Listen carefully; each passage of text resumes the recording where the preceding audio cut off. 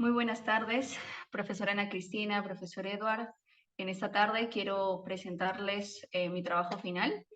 Yo lo he titulado Los Mesías para la transformación del mundo, una reflexión desde las principales confesiones de fe desde un enfoque pluridimensional. Bien, siguiente. Vamos a presentar entonces un poco acerca de la importancia aquí de la figura de Jesús. Nosotros podemos ver que a lo largo de la historia pocos personajes no han ejercido una influencia tan profunda y perdurable, ¿no?, en la forma en que concebimos desde la vida, como Jesús de Nazaret. Jesucristo no solo ha generado una transformación social, sino que además se ha transformado en la guía espiritual en la vida de millones de personas. Sus enseñanzas basadas en el amor al prójimo, la humildad, el perdón y la esperanza de una vida eterna, pues han cambiado el paradigma de esta vida humana y han sido pues el eje de transformación para millones de personas. Ahora, estos aspectos centrales de su mensaje, ¿no?, lo convierten en una figura esencial tanto en la teología como en la filosofía, y así pues trasciende fronteras religiosas. Sin embargo, no es la única figura que nosotros encontramos que sea emblemática. En otras culturas también existe, ¿no?, la referencia de una figura mesiánica que, como Jesús, también desarrolla un papel transformador social y religioso. En sus respectivos contextos encontramos a otros también. En ese sentido, pues, en un mundo tan diverso y religioso, con un enfoque intercultural, no se puede, ¿no?, ayudar a las personas a reconocer el valor de otras figuras mesiánicas y su potencial pues, para poder fomentar la armonía social y espiritual. Yo he desarrollado ese trabajo en estos ejes temáticos. Básicamente mi trabajo se centró en analizar las otras figuras mesiánicas más representativas de la sociedad universal, ¿no?, y las armonicé a la cosmovisión cristiana con el fin de extender el entendimiento de la vivencia espiritual, pero desde otras culturas. Para ello, primero realicé un análisis de los personajes históricos de Platón, Mahoma y Buda, donde en cada caso se busca analizar como entes de transformación social que los constituyeron como figuras mesiánicas y su legado filosófico. Luego, analicé la consistencia de la existencia de dichas figuras con relación a la revelación bíblica, y finalmente se procedió a sistematizar el efecto de ellos en el desarrollo de la espiritualidad y en sus diferentes formas, ¿no? Pues comencemos entonces hablando acerca de Platón y su influencia filosófica y las formas de vida que él presentó, ¿no?, en su contexto. Este gran filósofo de la antigua Grecia, que se alza como un faro de transformación en el mundo de la filosofía antigua y la espiritualidad, nosotros podemos ver que su literatura no es rica en simbolismos y metáforas. Y pues es una de las más influyentes, es el mito desde la caverna. Esta alegoría profunda es esencial para comprender el viaje transformador de la ignorancia a la iluminación que Platón propuso. En la alegoría de la caverna, Platón describe a individuos inicialmente confinados en una cueva oscura, atados por cadenas y frente a una pared en la que perciben las sombras como realidad. Esta metáfora sostiene que la mayoría de las personas existen en un estado de cómoda ignorancia, limitadas por las percepciones y comprensiones que han sido impuestas en su entorno. El viaje fuera de la cueva representa la búsqueda, ¿no?, de la sabiduría, la iluminación, y pues para Platón este viaje implica de alguna forma liberarse de esas limitaciones ideológicas, ¿no?, y confrontar la verdadera naturaleza de la realidad. La sociedad ideal para Platón sería aquella que busca, ¿no?, una transformación constante hacia el estado de iluminado o de verdad, en el que cada individuo lucha por la sabiduría y la virtud. Este ideal pues tiene semejanzas en las enseñanzas también de Jesucristo, quien también buscó inspirar un cambio personal y social a través del amor, la compasión y el crecimiento espiritual. Ambas figuras, ¿no?, se abogan por un alejamiento radical del status quo, impulsando, ¿no?, una transformación interna que en última instancia conduzcan a un mundo más justo y armonioso. Pasamos ahora a la figura de Mahoma, y aquí podemos ver, bueno, nosotros sabemos que Mahoma era un profeta y fundador del Islam, ¿no? Y ocupa pues un lugar destacado en la historia de las religiones, pues ha ejercido, ¿no?, una influencia profunda en la vida de sus seguidores. Aunque su papel no se ajusta, ¿no?, exactamente al concepto cristiano de un Mesías, su importancia es incuestionable. Mahoma es considerado por los musulmanes como el último mensajero de Dios, y su vida y enseñanza están contenidas en el Corán, el libro sagrado del Islam. Este libro presenta una visión única de la espiritualidad, en la que se destaca, ¿no?, la creencia de un solo Dios, que es Alá, que es el centro de la fe islámica. Las enseñanzas de Mahoma también incluyen la práctica de la oración, como un llamado a la comunión con lo divino, el ayuno, la práctica como una práctica, ¿no?, que los aleja de lo material, la caridad, la hospitalidad, como una muestra de transformación interna, y la peregrinación a la Meca, ¿no?, como un símbolo de respeto hacia la primera casa de todos. Estos son los pilares fundamentales de la vida de un musulmán. Igualmente, se resalta, ¿no?, la importancia de la justicia social y la igualdad, promoviendo pues una sociedad en la que se valora la dignidad de todos los seres humanos. Continuando con mi presentación, tenemos también a este personaje, Buda.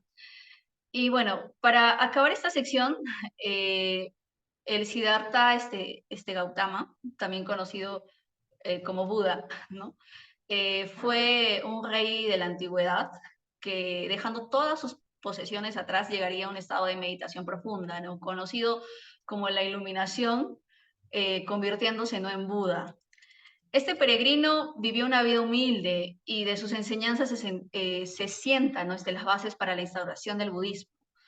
Su legado, ¿no?, al igual que en los casos anteriores, es de profunda importancia en su contexto social, ¿no?, y ha generado una transformación significativa, ¿no?, en la vida de sus seguidores, que perdura pues hasta nuestros días.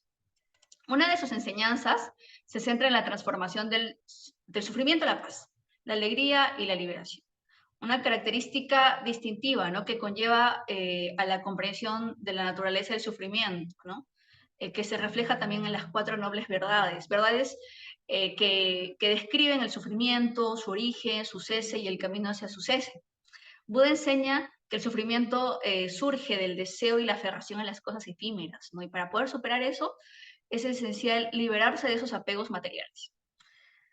El camino, ¿no?, hacia esa iluminación implica renunciar a los deseos mundanos, a encontrar la paz interior. También incluye aspectos como la sabiduría, la ética y la meditación, ¿no?, que son fundamentales para el cultivo de la mente y el desarrollo de la compasión. La práctica, ¿no?, de la atención plena y la meditación también se consideran esenciales para alcanzar la sabiduría, ¿no?, y la iluminación. Bien, y aquí quiero un poco ya llevarlos a otro punto, pues la existencia, ¿no?, de estos personajes virtuosos pareciera tener una contradicción de la revelación bíblica en su sentido exclusivista. Sin embargo, si se analiza, ¿no?, con detenimiento, se verá que realmente no lo es. La Biblia está repleta de figuras que a lo largo de su viaje espiritual se convirtieron en guías espirituales, llevando el mensaje divino más allá de las fronteras del pueblo judío. Entre estos personajes se pueden destacar a José, Daniel, Jonás, incluso el mismo Pablo, como ejemplos notables, ¿no?, de portadores del mensaje de Dios fuera del contexto judío. Así, por ejemplo, vemos a José, que fue vendido como esclavo y luego se elevó al cargo de gobernante en Egipto. Luego, bueno, sabemos que este fue un lugar donde no solo preservó la vida de su familia, sino que también compartió la sabiduría divina en la sociedad egipcia. Esto mostró de alguna manera, ¿no?, cómo la revelación de Dios podía influir positivamente en otras culturas. Y de forma semejante también encontramos en el libro de Daniel. Este fue un joven cautivo, ¿no?, que a pesar de su situación llegó a ocupar una posición influyente en la corte babilónica. Daniel no solo interpretó sueños y visiones, sino que también demostró cómo la sabiduría divina podía trascender las barreras culturales y tener influencia en la corte, ¿no? Jonás también es otro caso interesante, pues aunque inicialmente intentó huir del llamado de Dios, terminó siendo un mensajero de redención para la ciudad de Nínive. Esto de alguna manera reveló cómo la gracia y la misericordia también son para otras naciones. Por último, no podemos dejar de mencionar a Pablo, ¿no? Cuyos viajes de peregrinaje llevaron a muchos griegos y romanos a ser movidos por el Espíritu y cambiar sus vidas al servicio de Dios. Por otro lado, dentro de la Biblia también encontramos versículos, ¿no? Que resaltan la universalidad de Dios, su amor por todas las culturas y su deseo de llegar a todas las personas. Y pues un ejemplo de esto se encuentra en las palabras de Jesús, registrados en el libro de Juan, capítulo 10, versículo 16, ¿no? Donde dice, tengo otras ovejas que no son de este redil. También a ellas debo traerlas y oirán mi voz, y habrá un rebaño y un pastor.